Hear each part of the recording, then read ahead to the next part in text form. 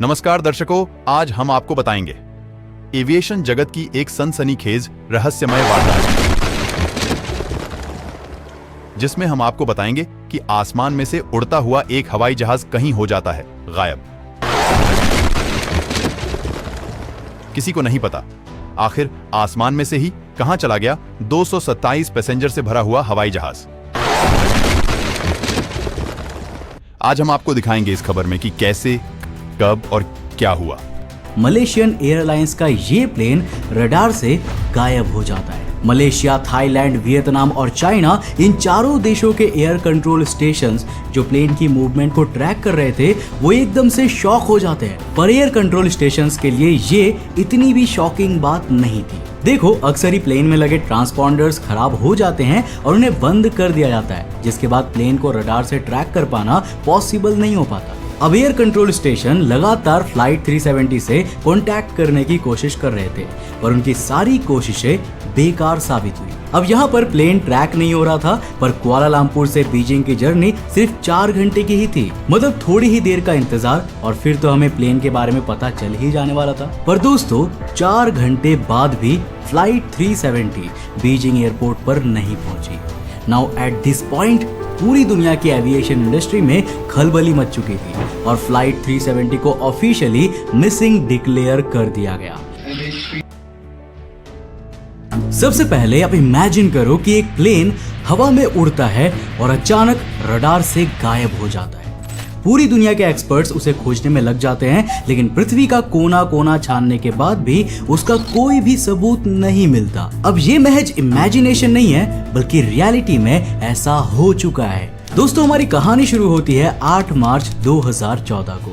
Malaysia के Kuala Lumpur international airport पर Malaysian airlines का बोइंग 777 फ्लाइट नंबर 370 उड़ान के लिए तैयार खड़ा था। प्लेन के अंदर इसके captain जहारिया Ahmad Shah, co-pilot Fariq Abdul Hamid, 10 crew members और 227 पैसेंजर्स मौजूद थे। और हर रोज की तरह ये प्लेन कुआलालंपुर से चाइना के बीजिंग के लिए उड़ान भरने वाला था। पर ये उड़ान हर रोज जैसी नहीं होने वाली थी।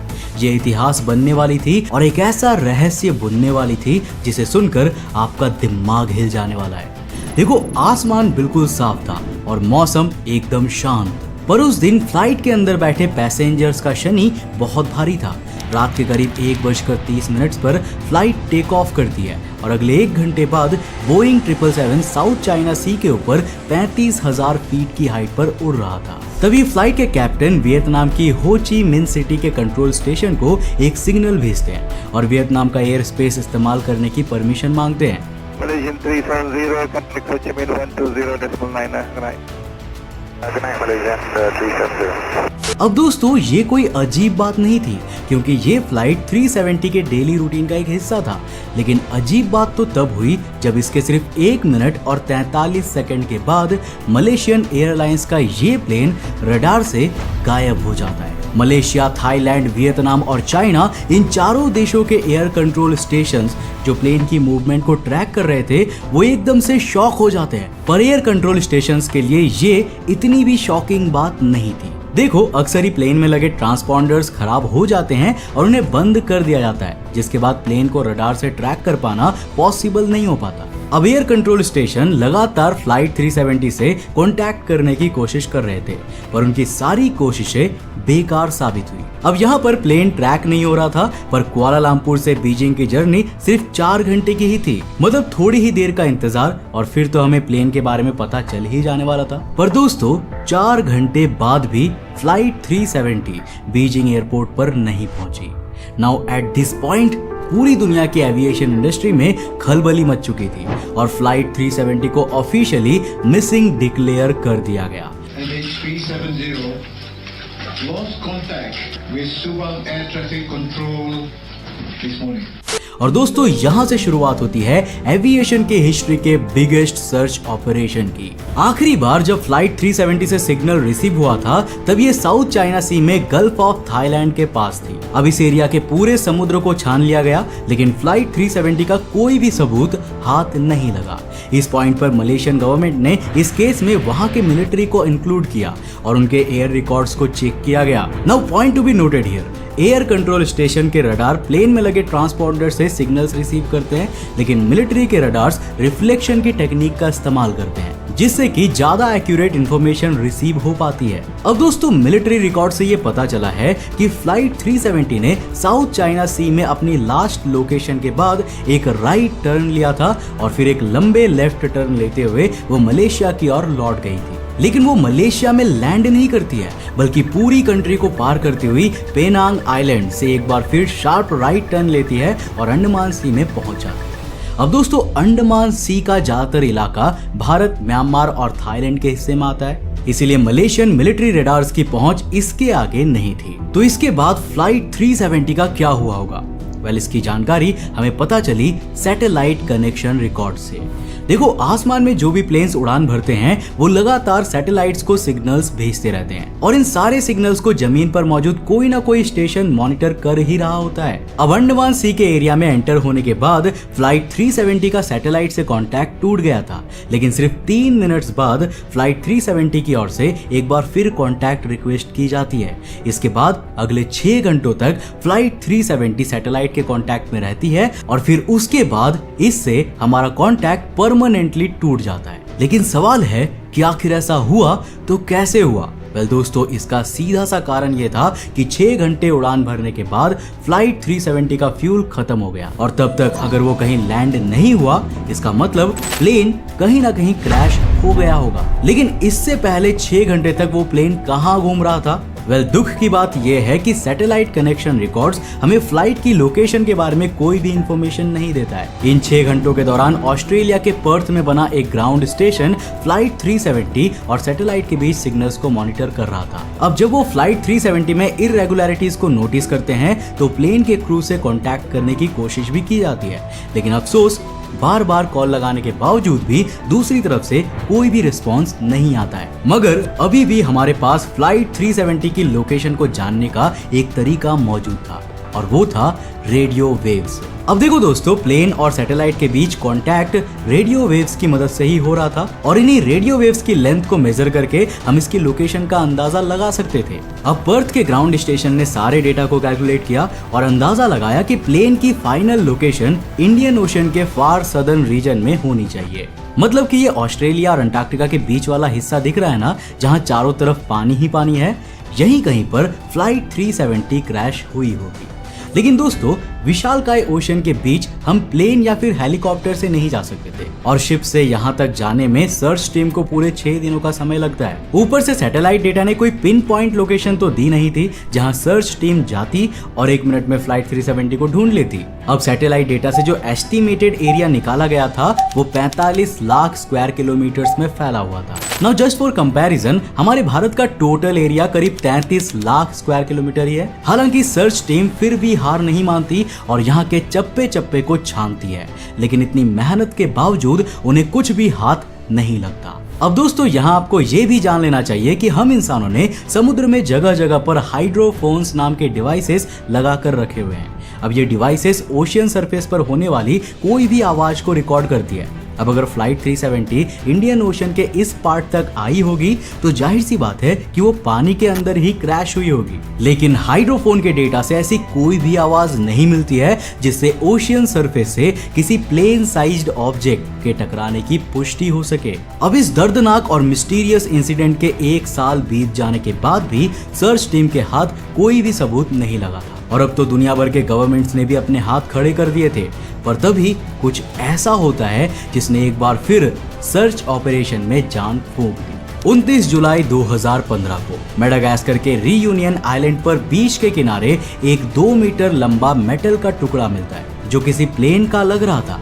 एंड यस, एक्सपर्ट्स प्रूव कर देते हैं कि ये फ्लाइट 370 का ही टुकड़ा है। लेकिन साउथ इंडियन ओशन जहां पर प्लेन की लास्ट लोकेशन कही जा रही थी उससे 4000 किलोमीटर दूर मेडागास्कर में ये टुकड़ा आखिर आया कैसे? अब जब पृथ्वी के ओशियन करंट्स के डेटा को खंगाला गया तो ये पता चला कि साउथ इंडियन ओशन का सारा कचरा बहकर अफ्रीका की ओर ही आता है। अब इसे देखते हुए सर्च टीम ने आसपास के कई देशों के बीचेस को छान मारा और उन्हें प्लेन के टोटल 31 टुकड़े मिले। हालांकि इनमें से सिर्फ 3 ही ऑफिशियली फ्लाइट 370 से जोड़कर देखा जा सकता था और इससे हमें में ऐसी भी कोई इन्फॉर्मेशन नहीं मिल सकी जो प्लेन क्रैश को एक्सप्लेन कर सके। अब एक बार फिर से साउथ इंडियन ओशन को ही फ्लाइट 370 की आखिरी डेस्टिनेशन मानकर सर्च ऑपरेशन शुरू किया जाता है, पर अगेन सर्च टीम को कोई भी सुराग हाथ नहीं लगता है। अब करीब 3 साल तक चले सर्च ऑपरेशन के बाद नवंबर 2017 में ऑफिशियली फ्लाइट 370 की सर्च को खत्म कर दिया जाता है। पर दोस्तों, सर्च ऑपरेशन के खत्म हो जाने से ह्यूमन क्यूरियोसिटी का अंत नहीं हो जाता। मेन स्ट्रीम मीडिया में अभी भी ये सवाल उठाए जा रहे थे कि आखिर ये प्लेन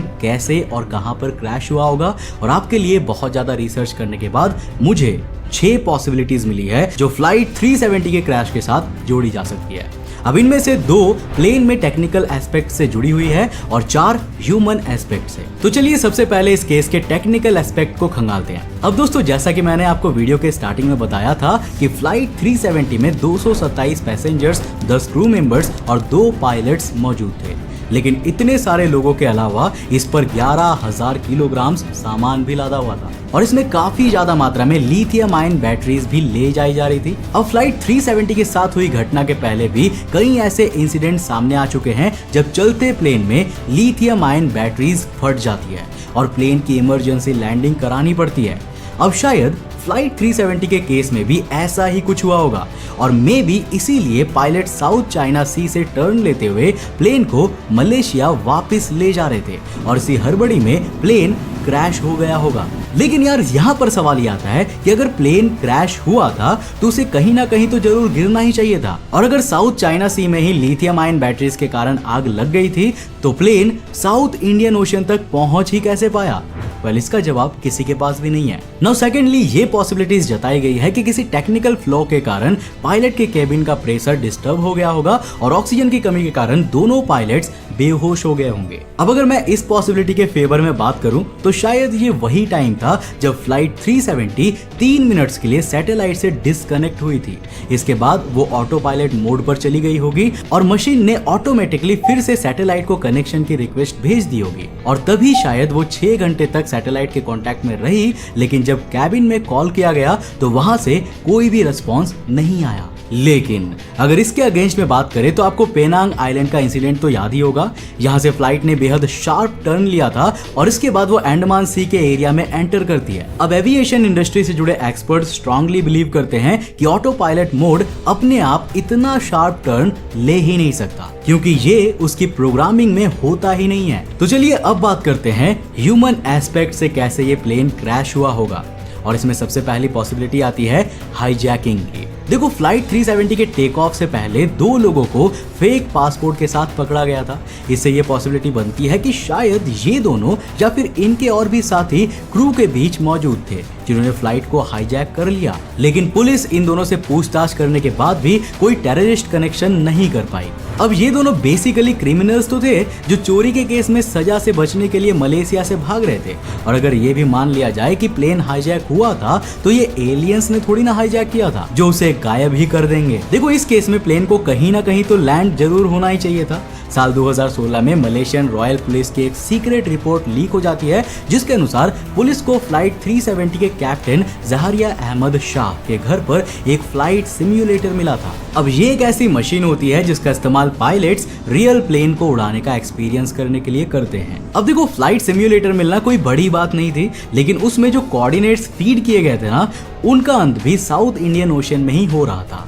तो क्या जहारिया अहमद शाह ने जानबूझकर फ्लाइट को क्रैश किया था? वेल, शायद हाँ या फिर शायद नहीं, क्योंकि इसके कोऑर्डिनेट्स 100% तो मैच नहीं कर रहे थे और साउथ इंडियन ओशन में अंत होने से पहले भी ये प्लेन हवा में काफी लंबे समय तक नाचा था। हालांकि दोस्तों, जहारिया अहमद शाह पर लगे आरोप का अंत यहीं पर नहीं होता। कुछ लोगों ने दावा किया कि जहारिया अहमद शाह ने किसी इल्लीगल ऑर्गेनाइजेशन से पैसे लेकर जानबूझकर फ्लाइट 370 को क्रैश कराया था। अब यहाँ पर यह दलील दी जाती है कि वो पेनांग आइलैंड तक प्लेन को इसीलिए ले गए थे क्योंकि ये वही जगह थी जहां वो पैदा हुए थे और वो लास्ट टाइम अपनी सिटी को देखना चाहते थे।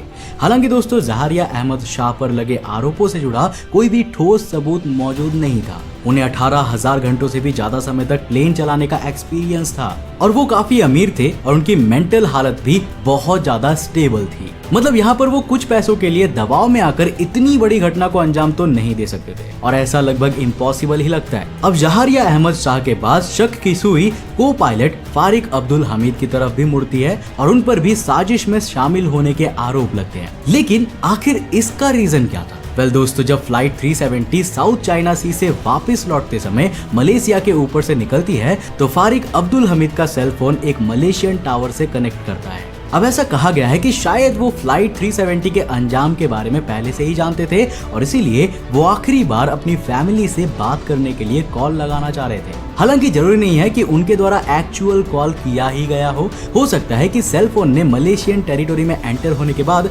ऑटोमेटिकली ही कनेक्शन रिक्वेस्ट भेजी हो। Last but not the least, यहाँ पर एक पॉसिबिलिटी ये भी है कि फ्लाइट 370 को अमेरिका ने गायब किया है। जी हाँ दोस्तों, साउथ ईस्ट एशिया के कई आइलैंड पर अमेरिका के नेवल बेसेस मौजूद हैं। कुछ एक्सपर्ट्स मानते हैं कि शायद अमेरिका ने ही गलती से प्लेन को मिसाइल से उड़ा दिया होगा। हालांकि देखो, इस बात के भी कोई सबूत नहीं है और इतना बड़ा कांड करने के बाद अमेरिका कोई सबूत छोड़ देगा ऐसा भी पॉसिबल नहीं है। और साल 2018 में तो एक ऐसी थियरी सामने आई जिसने इससे पहले के पूरे सर्च ऑपरेशन पर सवाल खड़े कर दिए। देखो, फ्रांस की एक इंडिपेंडेंट रिसर्च टीम ने सारे डेटा को फिर से एनालाइज किया और पाया कि फ्लाइट 370 साउथ इंडियन ओशन में नहीं बल्कि ऑस्ट्रेलिया के काफी करीब मौजूद क्रिसमस आइलैंड की ओर पहुंची होगी। हालांकि रिसेंट ईयर्स में यहाँ पर भी सर्च ऑपरेशन चलाए जा चुके हैं और एज यूजुअल यहाँ भी कुछ भी हाथ नहीं लगा। तक फ्लाइट 370 का कोई भी सबूत नहीं मिला है। फ्लाइट 370 के साथ क्या हुआ होगा और आज इसका मलबा पृथ्वी पर किस जगह पर पड़ा हुआ होगा, शायद ये सवाल अब हमेशा के लिए अमर हो चुका है। बाकी आप कमेंट करके बताओ कि आप इस मिस्टीरियस केस के बारे में क्या सोचते हो कि आखिर इसकी एंडिंग कैसी हुई होगी। KMS news Manoj Desai.